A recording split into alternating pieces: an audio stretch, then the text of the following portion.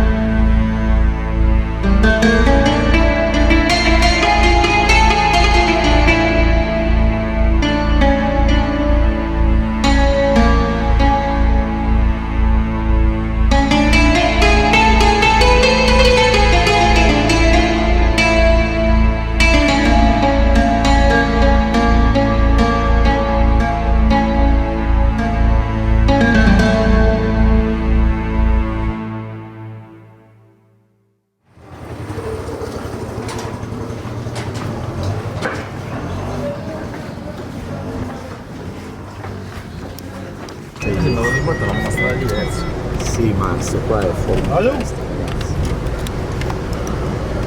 Allô? Ora qua si campa qualche moto. بخير. اوكي. The road to Imsouane is a succession of bends and exposed stretches. The ocean fills the horizon with blue and guides us through the winding descent to the magical bay. Surfing and waves have marked the last 30 years of Imsouane's history. For better or worse, it is too early to say, especially in the light of recent events. The following interview with Youssef, founder of Travel Surf Morocco, has been recorded in October 2023.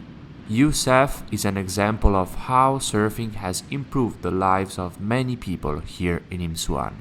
So you have 45 people working with you. Ouais. So there are a lot of people involved in your business, and they work thanks to surfing, and this place is pretty much... Thanks to God, thanks to water, thanks to the waves, to our country, and also for the people, from the humanity of the people, also for the trees, you know. Je m'appelle Youssef, pardon, préfère parler en français. J'ai 40 ans, je suis né sur la région de Tamart, à peu près, Tamart exactement. Le surf, j'ai commencé un peu avant 17 ans, parce qu'on était au bord de la mer. Ça veut dire que quand tu vis au bord de la mer, ta passion c'est la mer. À certaines époques, on commence à voir des surfeurs qui surfaient d'Agadir, et nous aussi on avait envie de surfer, mais on n'avait pas les moyens, parce que le matériel de surf il coûtait trop cher. À cette époque, en même temps, pour avoir une planche de surf, c'est comme Qu'est-ce que je veux dire, c'est comme avoir une Lamborghini, tu vois. Une planche de surf à l'époque, c'est l'équivalent d'une Lamborghini. Nous, on était passionnés par la pêche et la mer, ça représente toujours un danger. Ça veut dire nos parents, ils ne laissent pas. Quand j'étais petit, 6 ans, 7 ans, ma mère, elle ne me laisse pas aller à la mer parce qu'il a peur qu'on se noie. Parce qu'il y a beaucoup de... Parce que l'ennemi, les colonisations, l'ennemi, il vient toujours dans la mer. Et la mer, on a toujours peur parce qu'il y a beaucoup de gens qui se noient l'été, l'hiver aussi. Il y a beaucoup de gens entourage. Maintenant, la culture a assez changé. Quand j'ai commencé le surf, mon père, je me souviens de mon père, il m'a vu une fois surfer, il y avait un peu de vent à Banana, il m'a dit « Sors de l'eau, tu vas choper froid, tu vas tomber malade et tout ». Et même ils nous ont regardé, même le regard de la société ou bien des gens dans notre village, ils regardent le surf, c'est comme t'as envie de faire comme des touristes. Le surf, c'est des gens qui fument des joints, qui boivent de l'alcool, qui foutent rien, c'est des babylons. Mais aujourd'hui, la mentalité, elle change. Pourquoi? Parce que, comme je disais, avec l'augmentation du tourisme au Maroc, quand on voit la région Tarazout, Tamraght et Imsouane, c'est très populaire au niveau du tourisme. Et beaucoup de gens, des pêcheurs eux-mêmes, que Tarazout, Tamraght, ils pêchaient à l'époque. Et aujourd'hui, ils ont vendu leur terrain. Leur terrain, ça coûte un peu plus de valeur. Ils louent leur maison à des touristes.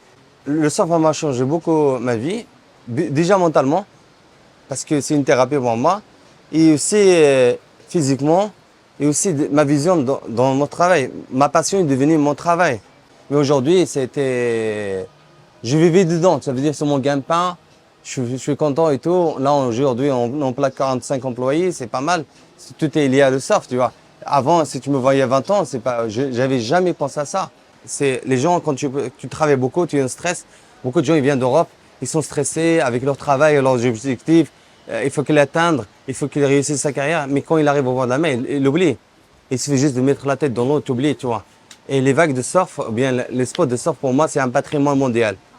Pourquoi? Parce que c'est mieux. Pour moi, un spot comme ça, comme la baie d'Imsouane, comme vous voyez, tous les gens, ils prennent la plus longue vague de leur vie. Ça change complètement ce qui est dans ta tête. Tu oublies tout, tu oublies le temps, tu oublies tout. C'est un orgasme, c'est le premier orgasme, tu vois ce que je veux dire. Et aussi, c'est que le côté thérapeutique de surf, ou bien si j'en parle, c'est que la mer, c'est un anti-stress.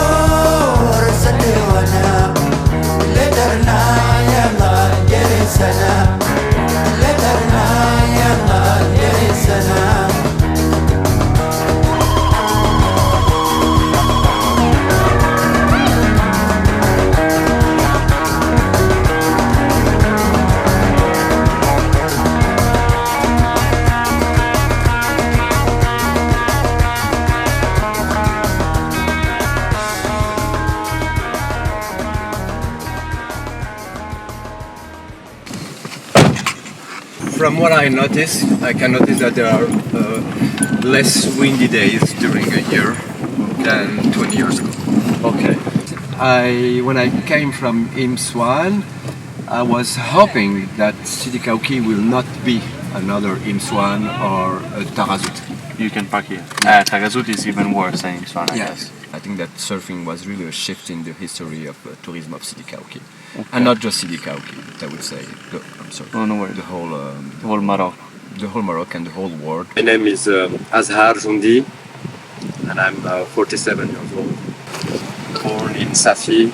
My ancestors are from the mountains of the small Atlas. And my story with surf began with a movie, a surf movie in fact. There was this Hollywood movie called Big Wednesday. Yeah. When I first saw a beer surfboard.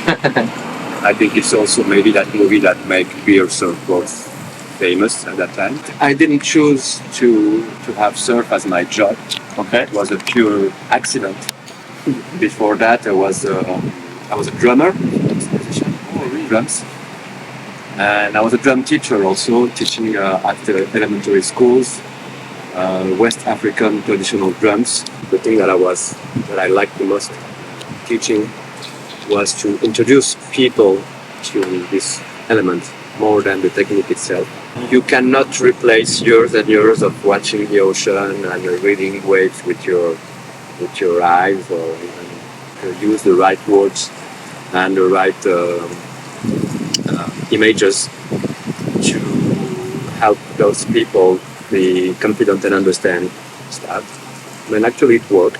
And then so I have my own surf school, and after a couple of years I realized that by owning a surf school I was also participating without wanting it to the development of a Dutch place. So I decided to stop the surf school, to do something very small, very intimate.